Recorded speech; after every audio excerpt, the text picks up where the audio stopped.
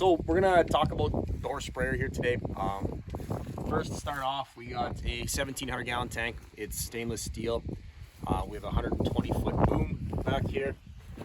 The total capacity of this machine is going to be the 1,700 gallon tank plus the 200 gallons rinse on the sides. So, during fungicide season, liquid fertilizer season, I'd actually have a 1,900 gallon capacity on this machine. To carry this much weight around with the big tank, right, we're about a 30,000 pound dry weight plus the 19,000 pounds of water we'd be carrying on top of that. So to do it, we're putting big rubber on these sprayers. We're going with the big fat 900 tires. What size of tires you got now? Like 650s? Yeah, 650, 620, something like that. Yeah, so these 650s or 710s or the 620s would be standard on a case machine. To run tires this wide, we're going to 900s, but also taller. So your 650 tires are probably about this tall right here. To do that, we have to run these big rims. So the rim on your sprayer is probably about this size, or the hub right here is what this size on yours. We're running big hubs and double the hydraulic capacity of the wheel motors. We're doing the same thing with the skinny tires. When I get stuck with this machine, it's going to be when I have my skinnies on, not these things. If I get stuck with these on, I'm in a bit of trouble. So the skinny tires are going to be a 380, so still the same width to what you're running right now. It'll be a 380 R46, I'm guessing is probably what it is. We're running a 380 105 R54, so that tire will be about up to here when we have our skinnies on. So not only the extra width here, but the extra width down here to keep more footprints on the ground, right? Longer tires. So over the side here. Do you mind turning the key on, Daryl? Appreciate it. So, main product pump is right here. Looks very similar to yours. We have a second product pump. Never actually touches product, only ever touches clean water. So that's that pump right up here on top of the back rack. So what that pump will do is only ever touch water that comes out of these rinse tanks. So when I finish, say I get rained out doing fungicide, I want to rinse my boom out. First thing I would do, I'd hit a button in the cab. It would run air right through my plumbing. It would blow air through the whole machine, get all of the chemical out first. After that, I could take clean water directly from my rinse tank, bypass the whole product tank, and run water through the booms and clean everything out. With that second pump though, we can also speed up our clean out system. So when I go to clean out the sprayer, I blow everything out, run water through my booms first, and then we do like something that we call a continuous rinse. So we take that pump there, water from my clean tank in through the rinse nozzle, out through my main pump, and then out through the booms, continuous the whole time. So on your case, anything that goes through the rinse nozzle has to go through this pump down here. So the dirty water in the bottom is coming up through your rinse nozzle. It's kind of like washing your hands, right? You run your hands underneath the sink. You don't put them in the bottom of the sink in the dirty water. Also with this sprayer, it's got a recirculating boot. So when you do your clean out, the first probably on that 100-foot boom, maybe 20, 25 gallons is straight water inside there. When you go, you have to dump it in the ditch when you change products. With this machine, you'd never have to do that. So when you get to the field, you start your pump and it's recirculating. As you're driving down the road, it's recirculating. Anything that's in that boom is charged chemical. What that also does is, I guess, allow you to do a faster clean out. When I put my all clear in my tank, I start my pump, it's going to recirculate the all clear through the whole system, and I don't have to, I guess, just run it through once. It'll run it through a whole bunch of times when I recirculate that boom. When it's recirculating, I'm also, this filter right here underneath, I'm recirculating through the bottom of the filter. So anything that gets caught in my filters is going back up through the top of the tank and getting caught in a fine mesh in top of the dome filter right at my tank lid. So that's only on when my nozzles are not spraying. So that really, really fine filter is not actually restricting my flow because I have nothing going through my nozzles when the boom is recirculating. Everything's digital in terms of the valves. So right now, if you want to turn your rinse nozzles on, you got to get outside the tank, turn them on. Anything we do here can also be done from the cab. So I can, if I have these right full of liquid fertilizer or fungicide, I can hit a button in the cab and it will pump into my main tank as I'm spraying. I can clean the sprayer out as I'm transporting home. you know, those hours that you're in the sprayer transporting are kind of dead hours. You might as well be rinsing the sprayer out while you're driving. Yeah. So right here, if I want to use my side fill, I would just hit the button and all the electronic valves would open. And then same thing to close them.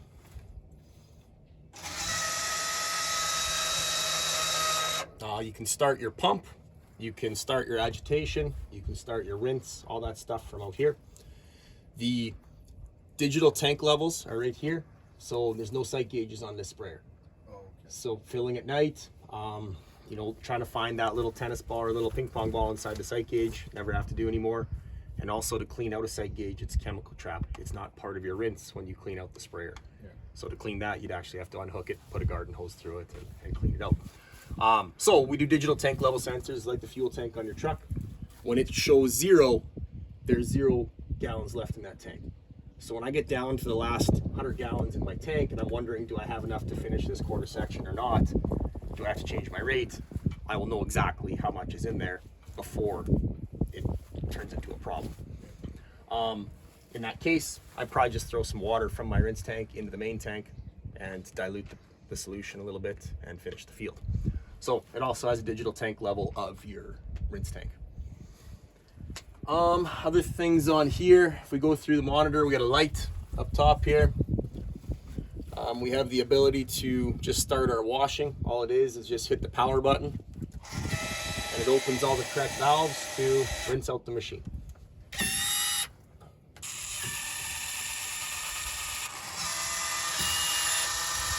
Just like that. On this page here, you know, the winterization is something we thought of. So, you know, you'd pour your antifreeze into the rinse tank and you would hit this button right here and it would winterize the whole sprayer. So that's all set up for you. And that's pretty much it for the side station here. Any questions about all that? Oh, I think so. Right on. Do you have a front fill on your sprayer? No? Okay, so you're using the side fill all the time. Gotcha.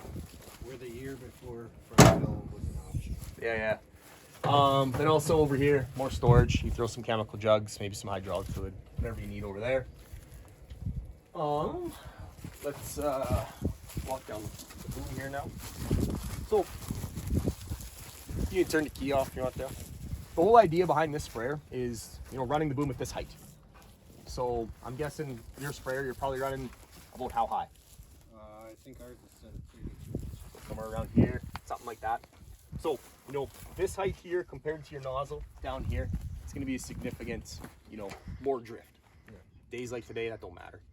It's a nice spray day right now if it was cool enough, but this sprayer is, you know, kind of designed to run the boom low and increase the amount of hours per day that you can spray. When it gets too windy, you know, we're hoping with running the boom low like this, we'll be able to spray a bit more per day.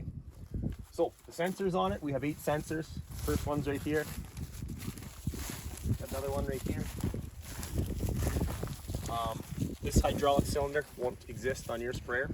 So what this does is an extra lift, right? So on this machine, we can tilt the entire main rack, whereas on yours, it will be rigid. We can also tilt the wings, just like you can on yours. Then we can also tilt the elbow right here. So we have 3 different articulation points on this machine versus just 1 on yours. The engineers have done a great job of keeping everything hidden. So all of the solenoids, all of the nozzle bodies, all the wiring harnesses, the plumbing is all inside the trusses, so you can't damage them. Here's our furthest outside sensor right here. So you can see on our fence rows, right, there's nothing here that I can hit that would be, I guess, sensitive. All the plastic, all the metal is hidden behind there. It's got a breakaway that runs both ways. There's forward. There's back again.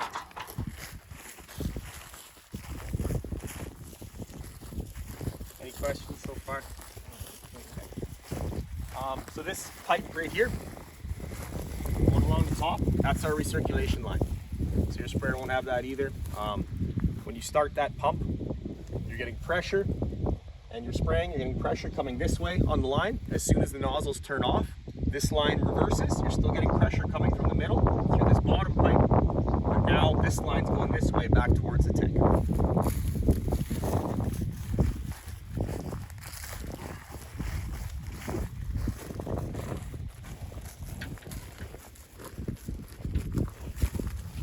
So on the back rack here, this is the best part of the sprayer right here is this sensor. So we have the 8 boom height control sensors, but this sensor right here is sensing the position of the back rack relative to the sprayer. So when your sprayer right now hits a pivot track or a bump or a molehill or something, what happens to the boom? Well, for the most part, it stays completely rigid to the sprayer. Like it, there's no give to it. Correct. Yeah. So you have a direct linkage through that back rack directly to your booms. All you have for movement will be your up and down cylinders on the back rack and your side cylinders right here. So what we've done on this machine is we've added a set of hydraulic cylinders, which are right behind here. So these cylinders that are hooked in right here and right here, what they're doing is they're being controlled by that gyroscopic sensor. When it senses movement outside of the sprayer, so the sprayer moves, this thing senses that it's still level, it's gonna hold it right here. So it's almost like, watching a video of a drone. You go back to watch that video, it's steady. You come and see that thing flying in the sky, it's all over the place. So that gimbal sensor is what's holding it steady. So that's the exact same technology that's on this machine. Other things back here, we got another filter that also has a reversing line, so it's reversing back as well and cleaning out. If you do plug a tip, it's got an air hose right there to unplug tips. The other thing, it's got this big cover. So, on your back rack, you have those connections that are vertical that sometimes will cause problems. They get water inside there. Yeah. This rack is designed to, keep everything clean. The dust is still going to get in there, but to keep the water off is the idea. We got a backup camera right here. So as soon as you put it in reverse, you will see the view from back here, and it's nice for transport on the highway. Yeah. Dale, do you want to fire up the engine and the pump and put it in manual mode, I guess? Yeah. Down here, we got lights. So this light will show your nozzles at night. And then we also have a camera over there that will show the nozzles working behind the sprayer.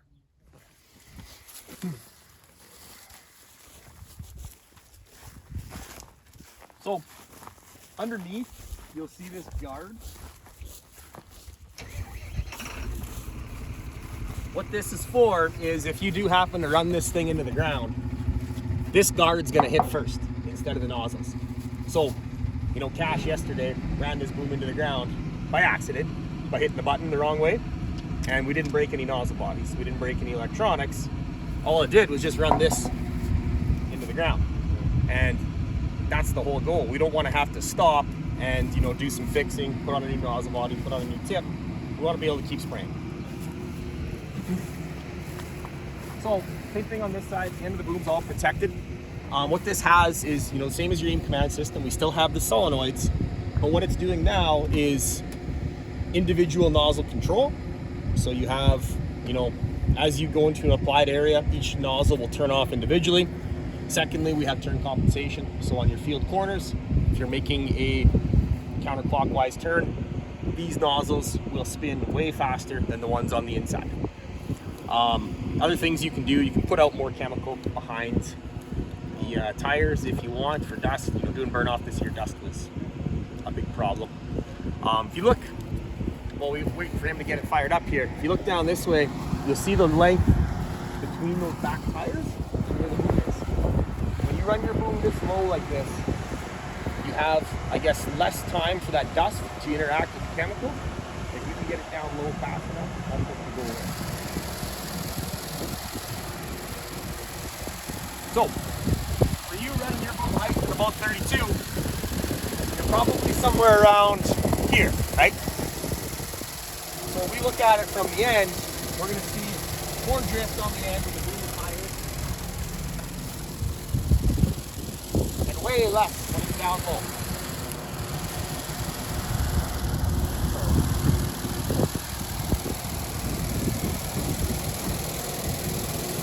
don't know what the best angle is for you to see this here, but give her a shot. So, when we run our boom down low at 15 or 8 inches off the ground, if you tried to do that with a 20-inch spacing sprayer, you'll have a miss. Because right now, 20 inches is as low as you can go, so right about there, before you'll lose coverage in between. So what we've done is we've taken, this is what your sprayer will look like right here with 2 flat fan nozzles. We put another one right in the middle. But we've alternated. You see every second tip is different all the way around the boom. So I got flat fans coming down this direction, flat fans coming down this direction. I'll have a twin fan going this way and a twin fan going this way. What this is going to simulate is, doing my fungicide on wheat. This will be the wheat head. Now it's getting coverage from 360 degrees all the way around instead of just a flat fan and a flat fan. But, the whole idea is the droplets are going faster right when they leave the tip and slower as they go away. The drift is happening in the meantime. Slow, drift.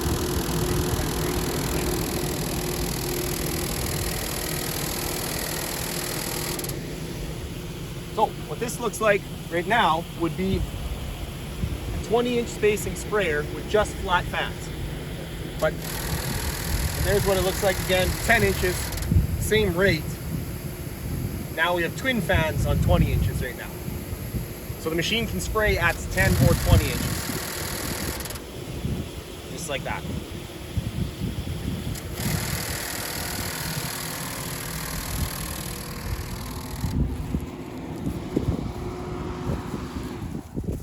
Any questions about the rate control? All that stuff? So with the nozzles you have on the sprayer right now, it's like 5 gallons to, like, what is your range? So those are 03 tips, so they're blue ones. So if you were to put 03 tips on your sprayer, that would be like your 5-gallon tip. But that's on a 20-inch spacing. So you basically take that times 2 now, because we're at 10-inch spacing, so it'd be basically like an 06 tip. So roughly a 10-gallon tip is what we have on there right now. But if you would have hit the button like Daryl did in the cab there, you could turn off every second nozzle, just spray at 20 inches, and also spray at 5 gallons then. So the way we're set up right now, you could spray at 5 or 10 gallons and spray between roughly 4.5 mile an hour and 22 mile an hour at perfect rate, coverage, and speed for 5 and 10 gallons. So you have a huge range there, but what I would recommend is still running at 10-inch spacing because we run around the boom low. That's the whole idea behind the machine, is running it down low.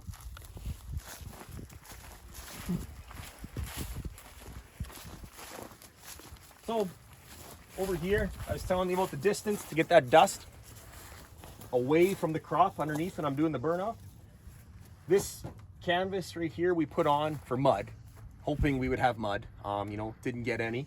But what we found is the dust now is flowing over top of the boom instead of, through and over. So this cover, I'll be able to kick the mud off it, and hopefully it all just falls down when it's coming off these tires, but it's helping a lot to keep the dust off. If you look at our back axle here, your sprayer won't have this. So what this is a rear wheel steer.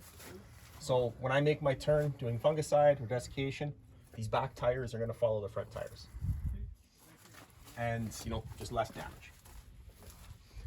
I've been using it around the yard. It's nice to get in and out of shops.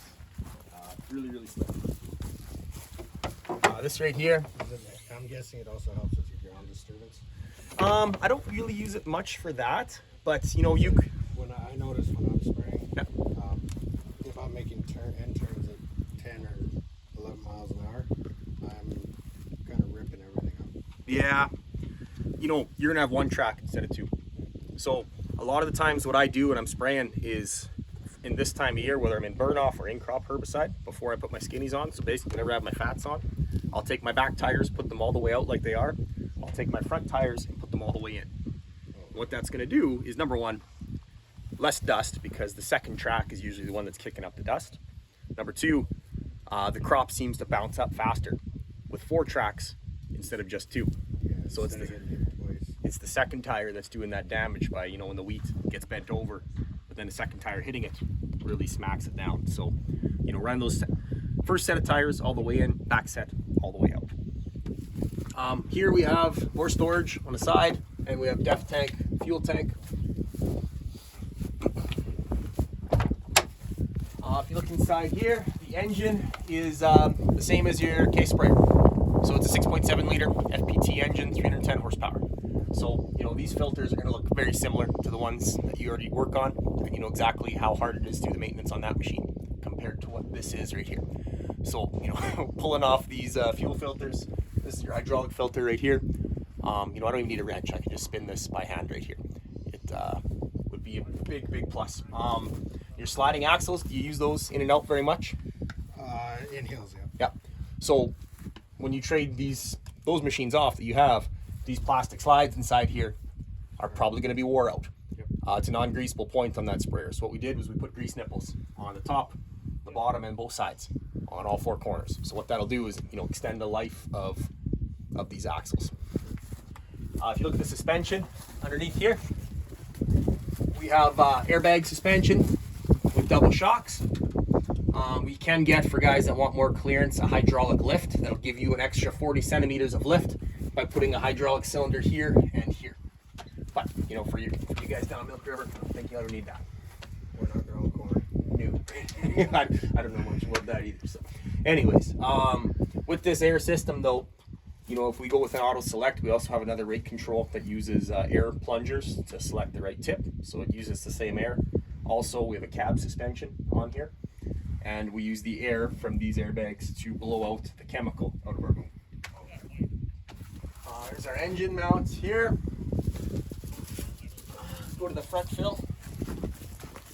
These front fills are awesome. You know, I can fill my sprayer now without folding in my booms.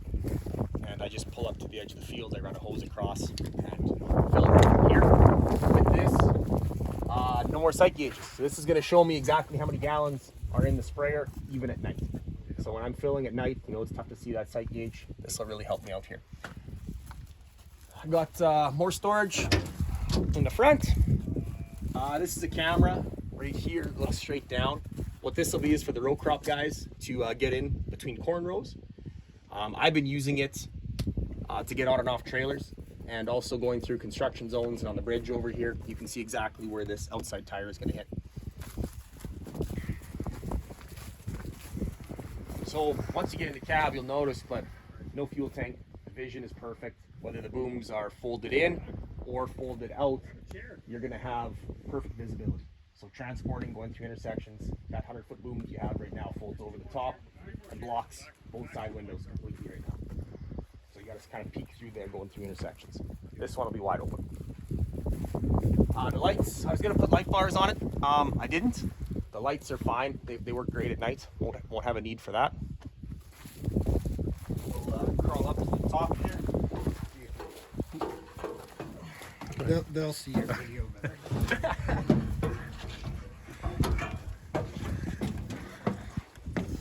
Okay, so there's a few points up here that compare really well to your case machine. Number one, position of this rad. Yep. Do you have a reversing fan on yours? Nope. You probably blow this out a few times a year then? A lot of guys have a lot of trouble with their rads packing full ship. We don't for some reason, but Okay. I know that on the case ones they do have trouble with it. Yeah. You probably don't have an air compressor right underneath that rad. That was one of the main things, is that air compressor holds straw, sucks in dirt on here. So the rad's facing straight up, far away from the front tires. You know, we're not going to suck anything in here. We have made it easy to blow everything out. So here's our engine air filter, here's the rad, and we put an air chuck right here, so you can hook up an air hose and a gun and blow everything out. On this side, if you ever had to add hydraulic fluid to your case, you know exactly how to do it, right? Yeah. So these 4 bolts right here, that's probably what you're doing. I got tired of doing that, so just a manual fill on the top of the hydraulic reservoir made a lot of sense to me. The battery box is right here. You've probably had to boost your sprayer before as well. We put a 15-minute timer. As soon as my key turns off, 15 minutes later, the battery switch turns off. Oh, okay. So, you know, never have to boost this thing again. Nothing can ever get left on. The battery should always be good. That should be on every piece of farm machinery. I like that. So, top here. This is our recirculation lines. So, you can see we pulled all this water directly out of the pivot water, right? From the irrigation. anything that was gross inside that water is recirculating through these two lines. Here's my left boom and my right boom in my center section, and it's getting caught in this filter. But these are only running when my pump is on and my nozzles are off.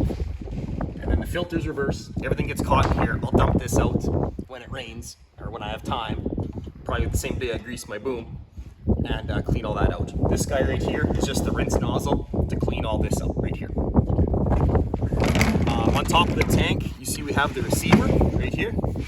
The reason why it's on the tank and not on the cab is because the cab is suspended and the cab moves independent of the tank. So the tank's hooked directly to the frame's hooked directly to the wheels, so the steering system needs a direct hook to the receiver there. On top here, this is the overflow line. If you happen to fill past 1,700 gallons, it'll flow out through there. And then right here is our digital tank level sensor.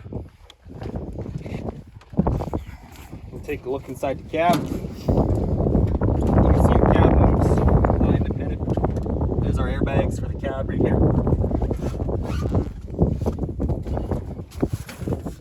So, inside the cab, we got a leather seat. It's heated, cooled. It's a Kloss cab, same as Kloss combines. If you ever drove those, I made a few changes to make them a little bit better.